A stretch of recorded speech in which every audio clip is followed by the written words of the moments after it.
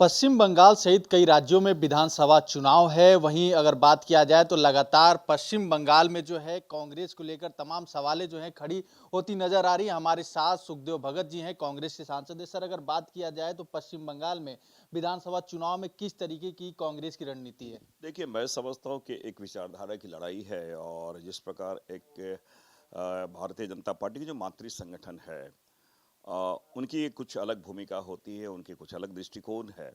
और हम ये चाहते हैं कि निश्चित रूप से जो इंडिया फोल्डर में चाहे प्रत्यक्ष या अप्रत्यक्ष रूप से हो, जो संविधान में विश्वास करते हैं, संवैधानिक मूल्यों के साथ संघर्ष कर रहे हैं, हमारे साथ वो लोग हैं। और ये अलग है, हाल के कालखंडों में हमारी उपस्थिति अच्छी नहीं रही, हमारा परिणाम जो है सुखद नहीं रहा, लेकिन जनता का जो निर्णय होता है वो हमें स्वीकार करते हैं। और इस बार भी हम गंभीरता से चुनाव लड़ रहे हैं और हर हर राज्यों में, हर जिले में हम लोगों ने पर्यवेक्षक नियुक्त किया है और हम प्रक्रिया में हैं और मैं समझता हूँ कि एक हमारा सुखद परिणाम सामने देखने को मिलेगा। लेकिन सबसे बड़ा सवाल ये उठ रहा है कि पश्चिम बंगाल में बीजेपी वर्सेस टीएमसी जो है वो सामने है, तो कांग्रेस की भूमिका किधर है? ऐसे बहुत से राज्यों में आपने देखा है, जैसे कहीं पे बीजेपी शून्य है, कहीं टीएमसी नहीं है। कुछ राज्य ऐसे हैं जो मैं कहता हूँ कि यहाँ पे विशेषकर पश्चिम बंगाल, वहाँ वहाँ ममता बनर्जी हैं। तो ऐसा नहीं कि हमारा जो है पूरे भारत में हमारी उपस्थिति है, हम पूरे भारत के, हमारा भारतीय दृष्टिकोण से, भारतीय जो हमारी परंपरा है उसके अनुसार हमारी नीति है, हमारी संविधान है और हमारे गांधी जी के जो चीज़ें हैं उनको लेके हम लड़ रहे हैं।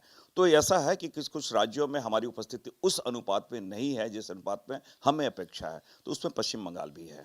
कितनी अगर बात किया जाए पश्चिम बंगाल में कितने सीटों पे आप सोचते हैं अपेक्षा है कि कांग्रेस आएगी?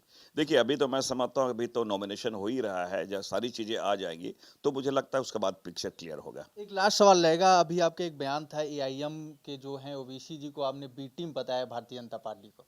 देखिए, मैं समझता हूँ कि जो सेकुलर फोर्सेज है और जो या तो डायरेक्टली या इनडायरेक्टली, अगर आपके वोट के कारण अगर वोट, सेकुलर वोट का बिखराव होता है, तो जाहिर सी तौर पे वो भारतीय जनता पार्टी को सपोर्ट हो रहा है। तो आप पे कहीं न कहीं इस प्रकार करें, आप हैदराबाद में इतनी चुनी जगह पे चुनाव नहीं लड़ते जहाँ पे इन जगहों पे चुनाव लड़ रहे हैं। तो ये तो साबित करती है कि भारतीय जनता पार्टी जो स्पॉन्सर्ड आप कर रहे हैं।